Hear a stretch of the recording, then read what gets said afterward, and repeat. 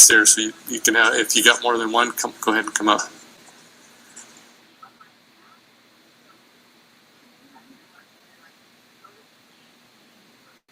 All right. So we welcome to the Interim Committee on Education.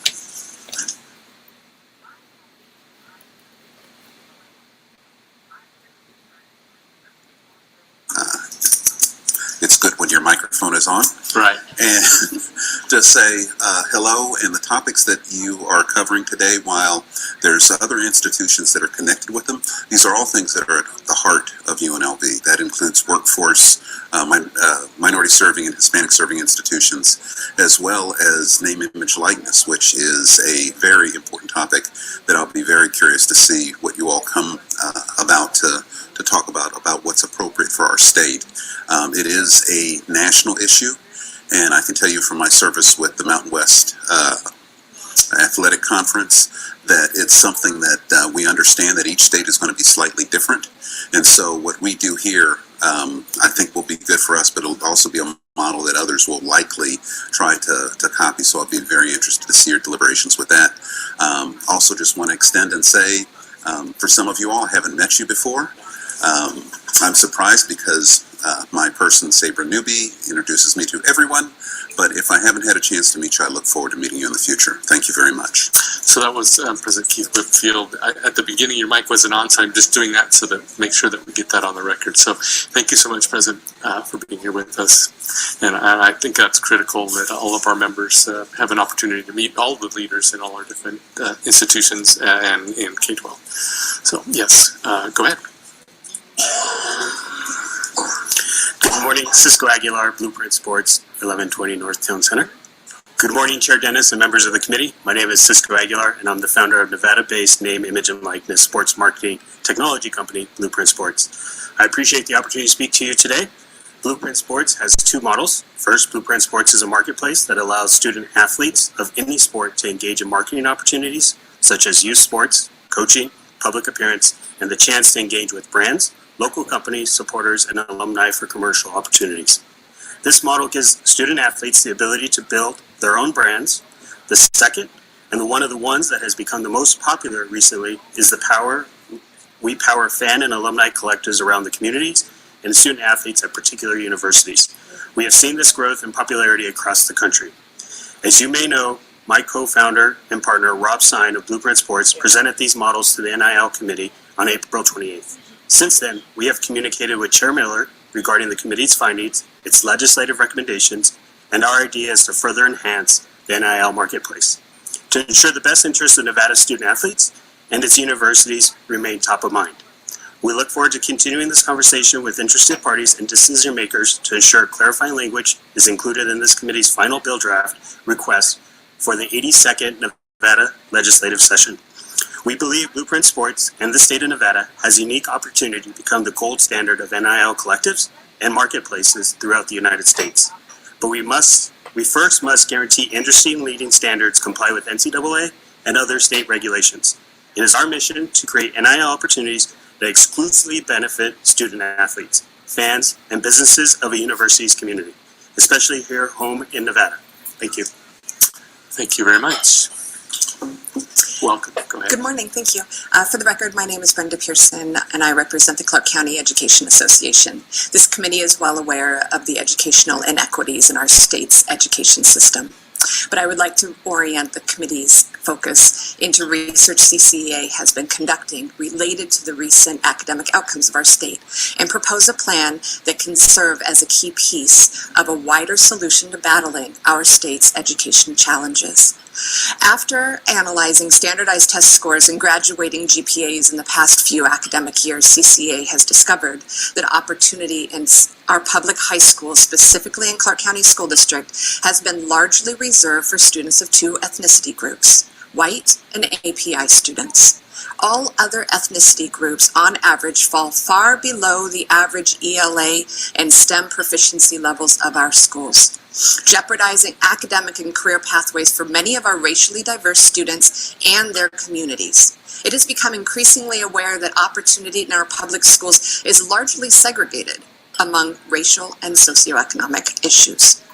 Strategically expanding Nevada's dual credit program can increase the number of low-income, ethnically diverse students who attend college upon graduation, provide career and technical training pathways to high-paying industry jobs, and provide a wealth of academic and career opportunities to Title I schools, resulting in a significant return on investment for all community stakeholders.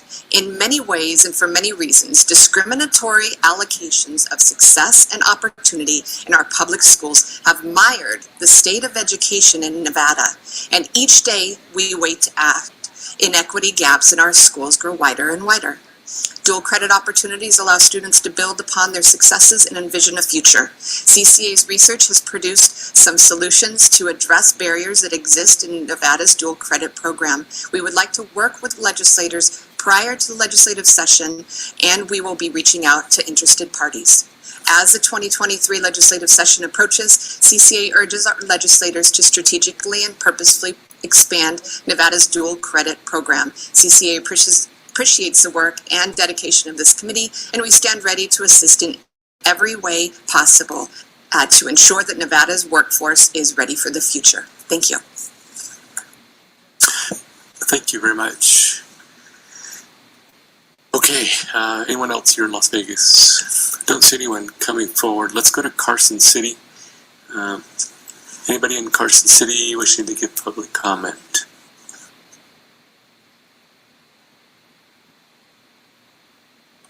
Good morning. Go ahead.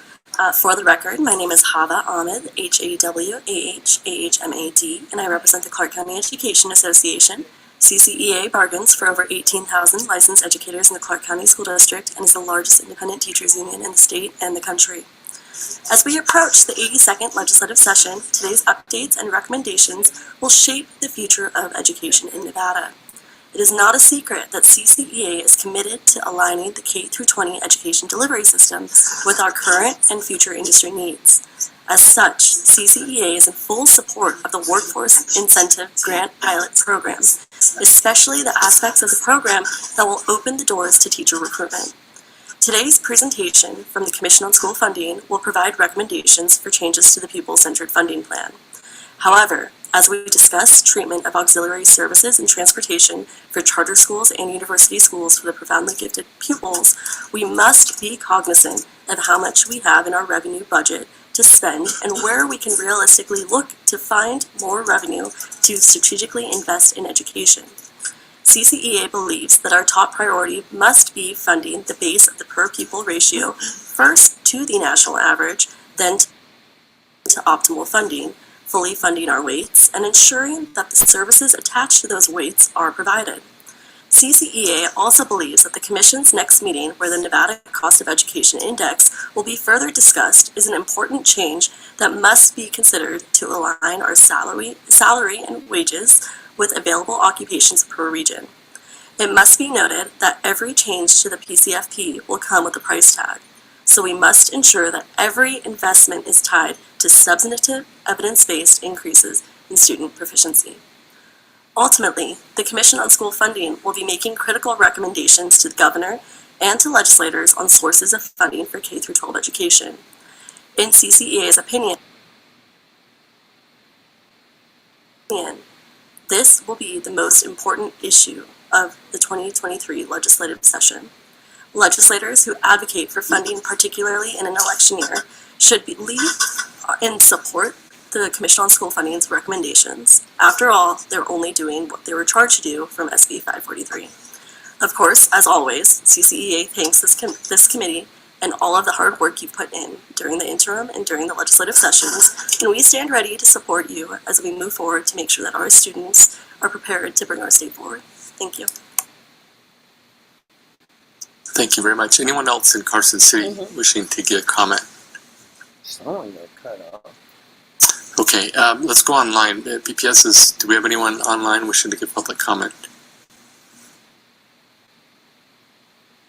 To participate in public comment, please press *9 on your phone to take your place in the queue.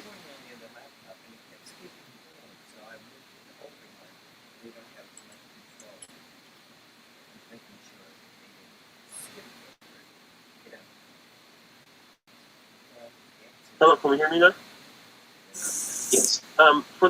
Okay, great. For the record, my name is Kalyn Evans, and I am the new president of the Washoe Education Association, representing over 4,000 certified professionals in Washoe County.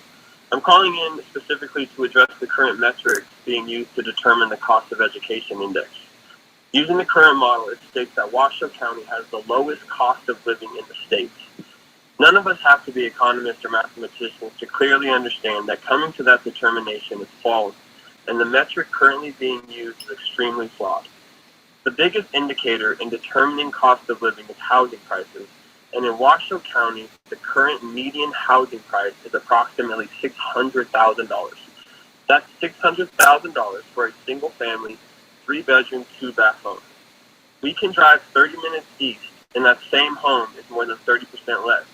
You can drive another hour east, and that same home is nearly half the price. In searching other factors across the state, such as food and fuel prices, nowhere in the state is Washoe County the least expensive. Even your constituents who live in different districts across the state know that the cost of living is not the lowest in Washoe County, and that's why they commute into Washoe County from neighboring counties for work. They do that because they can't afford to live here. Trust me, I wish the current index was correct and that Washoe County was the cheapest place to live, because then it wouldn't be so insanely expensive to own a home and live in this community, but it's not. So how are we even considering using a current methodology that we are when determining the cost of education index? It's clearly not accurate, and if we all put aside self-interest, we can agree that we need to use a different set of data when making this determination. The purpose of this index is to provide fair, objective, and equitable funding to school districts, but that is not what's happening. We understand that we're all fighting over the same small pie, and ultimately, we have to address the drastic lack of educational funding across the state. But making sure that we have an equitable method of distributing these funds should also be a top priority to all of us, because it's the right thing to do. Using the DETR data to determine the cost of education index is fair and objective, and at the end of the day, that is what's most important. Regardless of where Washoe and other districts rank when using that data, at least we can all know that it's an accurate representation of the cost of living in those areas. Thank you for your time and consideration. Thank you very much. Let's go to the next caller.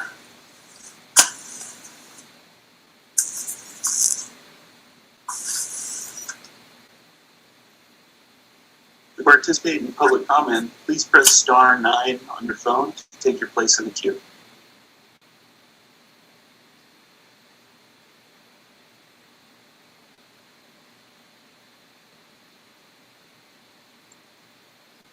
Chair, the line is open and working, but there are no more callers at this time.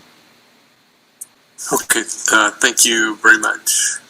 All right, with that, we'll go ahead and close public comment, and we'll go to agenda item number 3, approval of the minutes for the meeting on May 3rd and May 18th.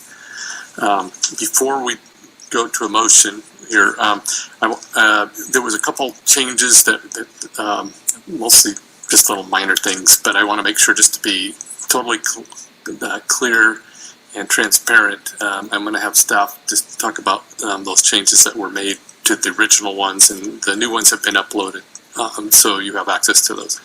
So I'm going to have Ms. Sturm, if she would address those. Thank you, Mr. Chair. Jen Sturm, Committee Policy Analyst. There were 3 very minor changes that were made, and it is now reflected in the minutes that are posted online. The first was a name correction to Nikki Haig, who presented during public comment. On page 47, we also updated a hyphen between Senator Loop's name. And lastly, there was an extra space on one of the pages on page 88 that we just updated. So thank you. Okay, thank you. Any questions on the minutes or any additional additions or corrections? If not, I will take a motion. So moved. So I have a motion from Vice Chair Bill Axelrod and a second. From Senator John Darrell Loop. Any further discussion on the motion? All in favor say aye. Any opposed, say nay. Okay, thank you. The minutes of May 3rd and May 18th are approved. We'll now go to item agenda number 4, presentation on the actions recommendations of the committee to conduct an interim study concerning the use of the name, image, and likeness of a student. And we're going to have staff that's going to do the presentation, so we'll give her just a second to get set up.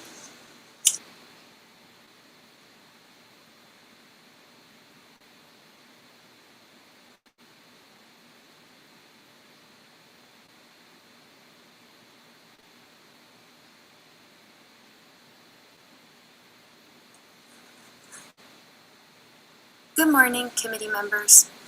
I am Alex Drozdoff, Senior Policy Analyst with LCB's Research Division for the record, and I am joined by my colleague Jen Sturm in Las Vegas. As nonpartisan staff, we do not advocate for or against any measure. Also joining us on Zoom is Assemblyman Cameron C.H. Miller, Chair of the Committee to conduct an interim study concerning the use of the name, image, and likeness of a student athlete. Staff will begin this presentation with a discussion of the work of the Student Athlete Committee. We will briefly detail information about the committee, including its inception and background, members, and meetings. We will then discuss the committee's final recommendations. Chairman Miller will also be available to help answer any questions you may have. Staff has also submitted a draft report of the Student Athlete Committee's activities to Nellis under this agenda item. The draft report provides a summary of this presentation. Assembly Bill 254 of the 2021 legislative session created the committee to conduct an interim study concerning the use of the name, image, and likeness of a student athlete.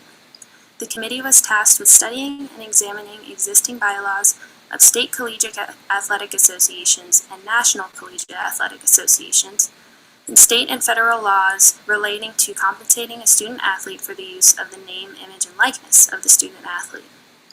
The Joint Interim Standing Committee on Education must submit a report of the results of the study, including any recommendations for legislation, to the Director of the Legislative Council Bureau for transmission to the 2023 session of the Nevada Legislature. As you will recall, at its January 20th meeting earlier this year, the committee appointed the members and designated the chair and vice chair of the Student Athlete Committee.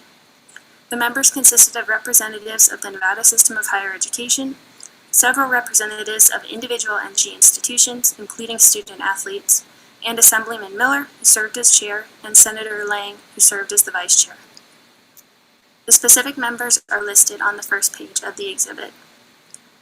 During its 4 meetings this interim, the committee heard from a variety of stakeholders, both local and national, about name, image, and likeness, or NIL, issues.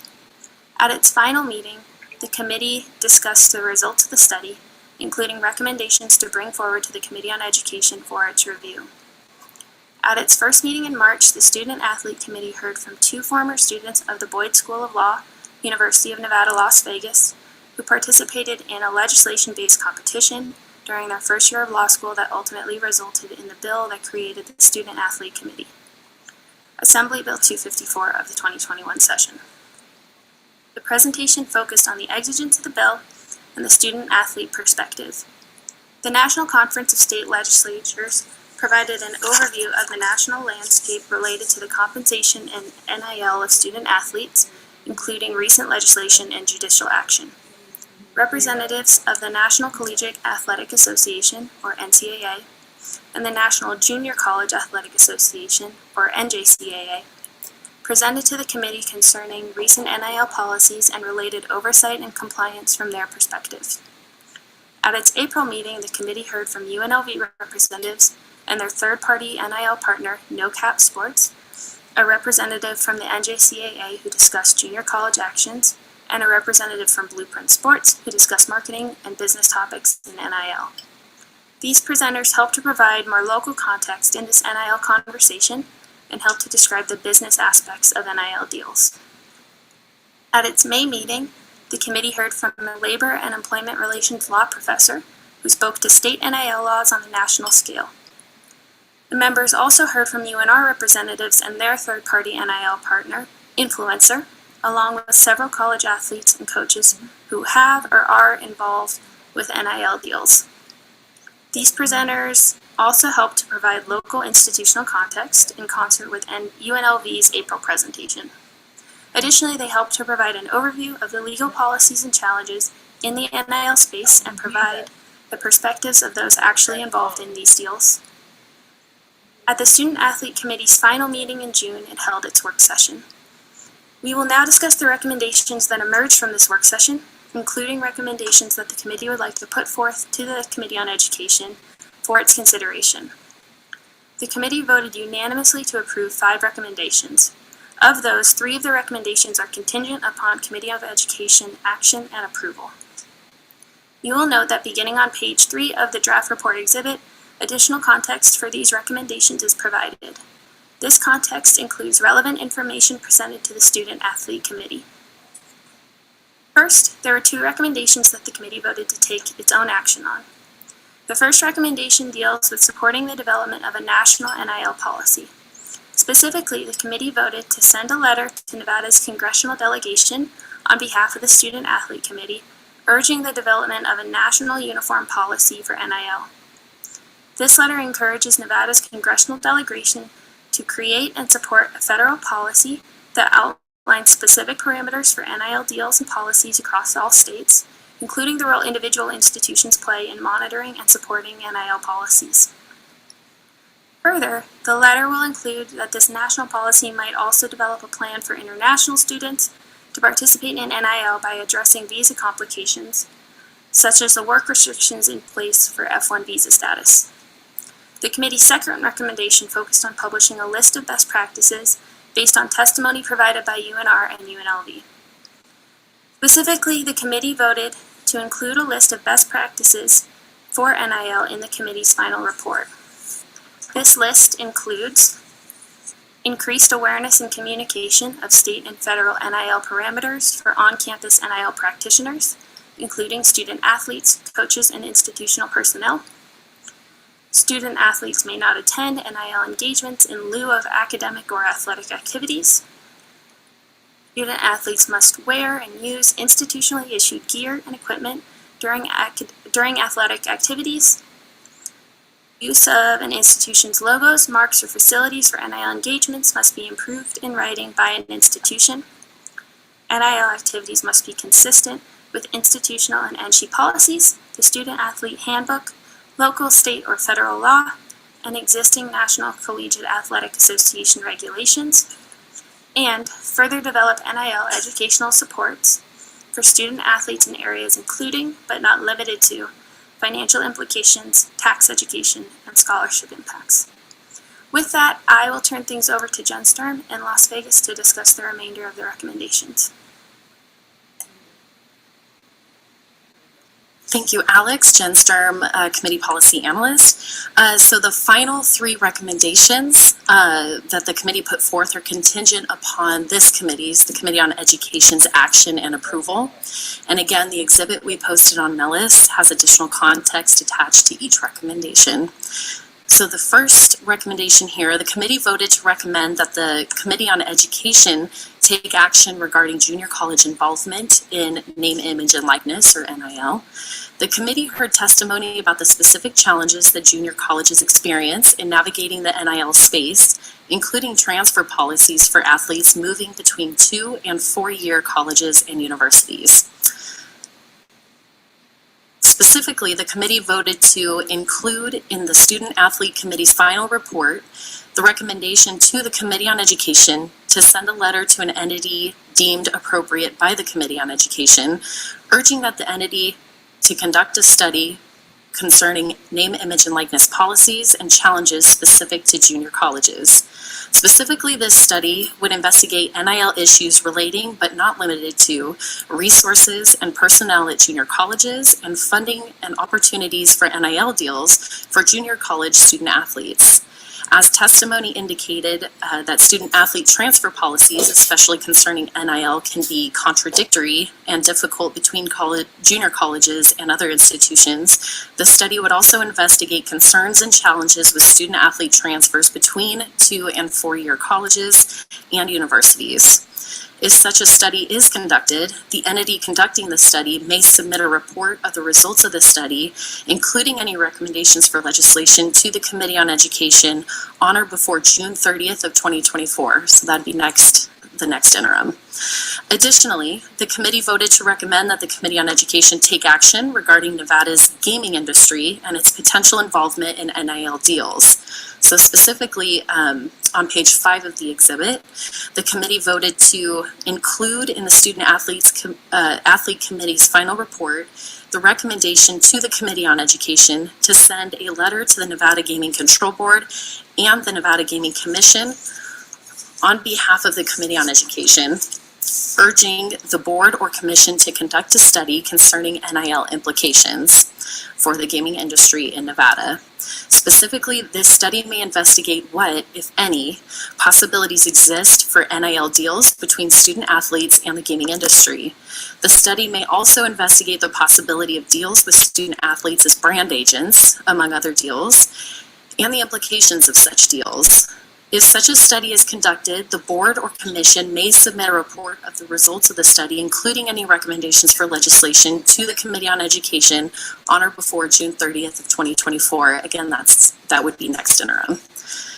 The committee's final recommendation involved NIL deal disclosures and NIL entity registrations. Specifically, the committee voted to propose legislation to amend Nevada Revised Statutes 398.330 regarding student athlete disclosures to instead require any entity which engages in NIL deals that provide compensation in any form to one or more student athletes with an aggregate value equal to or greater than $10,000 or a different amount as determined by this committee, to be responsible for disclosing those deals to the student athletes' institutions. The Committee on Education would determine the appropriate method to gather information related to NIL deals into one centralized place. Additionally, the proposed legislation would clarify that NRS 398.330 does not require the Nevada System of Higher Education to approve these deals. Further, require any entity who facilitates NIL deals, including but not limited to third-party agents such as collectives, boosters, and certain vendors, to register with the state through the Office of the Secretary of State. Collectives are required to disclose all participating parties as well as sources and recipients of the collective's funds. Testimony indicated that the new reporting obligations are unenforceable and there are no consequences for failure to report disclosures.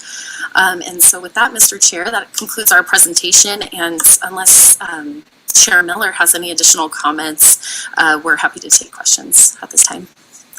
Okay, and we have Chair Miller online. Chair, do you have any additional comments or even just commentary on how the process went and any additional comments you might want to share? Assemblyman C.H. Miller for the record. Thank you, Chair. I just would like to thank the staff for doing a great job through the interim in helping me to chair my first time out the gate. I think things went fairly smoothly, and we were able to get some good information done, and as well as thank the committee members that were able and available to commit their time to being a part of the committee.